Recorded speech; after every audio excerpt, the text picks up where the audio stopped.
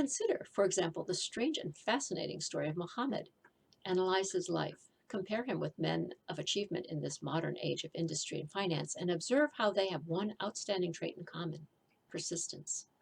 If you're keenly interested in studying the strange power which gave potency to persistence, read a biography of Muhammad, especially the one by Asad Bey. This brief review of that book by Thomas Sergu in the Herald Tribune will provide a review of the rare treat in store for those who take the time to read the entire story of one of the most outstanding examples of the power of persistence known to civilization. The Last Great Prophet, reviewed by Thomas Segru. Muhammad was a prophet, but he never performed a miracle. He was not a mystic. He had no formal schooling. He did not begin his mission until he was 40. When he announced that he was the messenger of God, bringing the word of true religion, he was ridiculed and labeled a lunatic. Children tripped him and women threw filth upon him. He was banished from his native city, Mecca, and his followers were stripped of their worldly goods and sent into the desert after him. When he had been preaching 10 years, he had nothing to show for it but banishment, poverty, and ridicule. Yet before another 10 years passed, he was dictator of all Arabia, ruler of Mecca, and the head of a new world religion, which was to sweep to the Danube and the Pyrenees before exhausting the impetus he gave it. That impetus was threefold: the power of words, the efficacy of prayer, and man's kinship with God. His career never made sense. Muhammad was born to impoverished members of a leading family of Mecca. Because Mecca, the crossroads of the world, home of the magic stone called the Kaaba, great city of trade and center of the trade routes, was unsanitary, its children were sent to be raised in the desert by Bedouins. Muhammad was thus nurtured, drawing strength and health from the milk of nomad, vicarious mothers. He tended sheep and soon hired out to a rich widow as leader of her caravans. He traveled to all parts of the Eastern world, talked with many men of diverse beliefs, and observed the decline of Christianity into warring sects.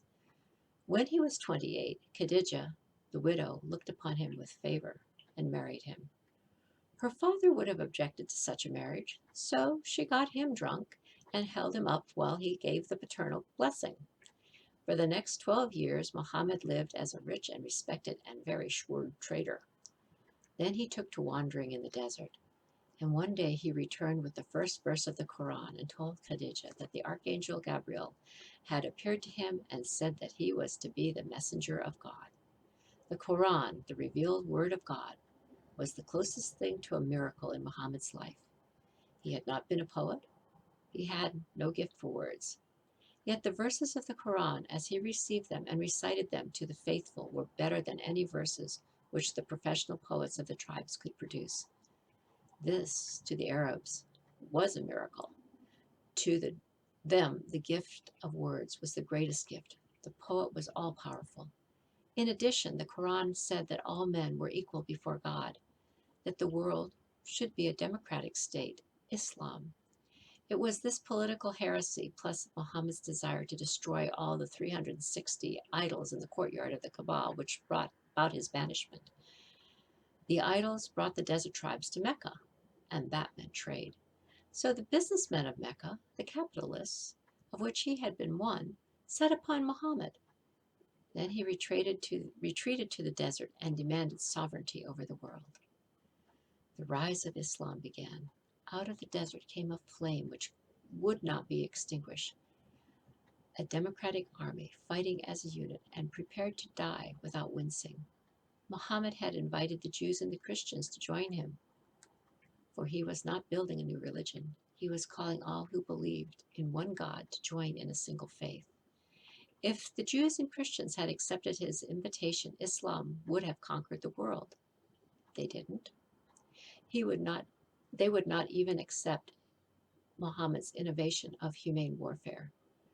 When the armies of the Prophet entered Jerusalem, not a single person was killed because of his faith.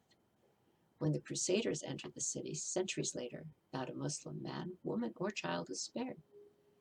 But the Christians did accept one Muslim idea: the place of learning, the university.